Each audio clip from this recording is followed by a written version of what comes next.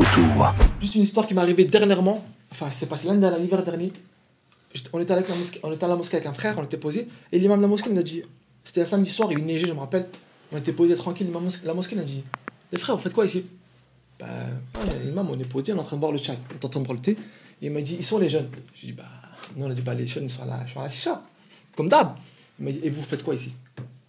Comment ça, imam? Vous faites quoi ici si les jeunes sont à la chicha? Sortez vite et allez à la chicha et parlez-leur d'Allah.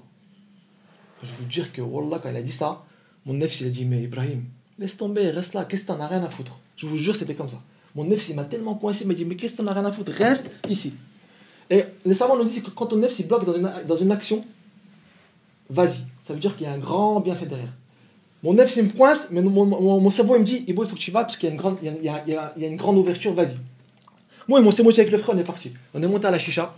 On arrive à la chicha, j'ai demandé la permission au propriétaire. J'ai dit, est-ce que je peux faire un dars, enfin un rappel? Il m'a dit, Bismillah. 20 minutes, j'ai parlé d'Allah subhanahu wa ta'ala. La grandeur d'Allah. À la fin des 20 minutes, on voulait sortir. Le propriétaire, il m'a dit, on peut se poser? J'ai dit, bien sûr, on se pose. On a commencé à parler d'Allah subhanahu wa ta'ala pendant 1 heure. Et 2 semaines plus tard, je croise le propriétaire de la chicha. Tu sais ce qu'il me dit? Il m'a dit, Ibrahim Abé, enfin Abé ça veut dire frère. Il m'a dit, Ibrahim Abé, la dernière fois quand vous avez dîné avec le frère, vous avez parlé d'Allah, ça m'a touché. J'ai vendu mes actions, j'ai arrêté la chicha, je l'ai vendu.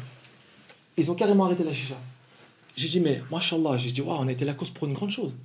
Il m'a dit, mais tu sais, la vraie cause, tu sais qui? J'ai dit, non, c'est qui? Il m'a dit, c'est ma maman. À chaque fois que, le jour où je commence le jour où j'ai ouvert cette chicha, tous les soirs, elle remarque Allah subhanahu wa ta'ala, Ya Rabbi, fais en sorte que mon fils, il arrête cette chicha. Et vous savez que l'invocation de cette maman-là a fait que ce jour-là, l'imam, il nous a motivés, que nous, on a bougé, qu'on s'est retrouvés à la chicha, on a parlé d'Allah subhanahu wa ta'ala, et que ce frère-là, il s'en est, entre guillemets, sorti de cette chicha. C'est l'invocation de la maman.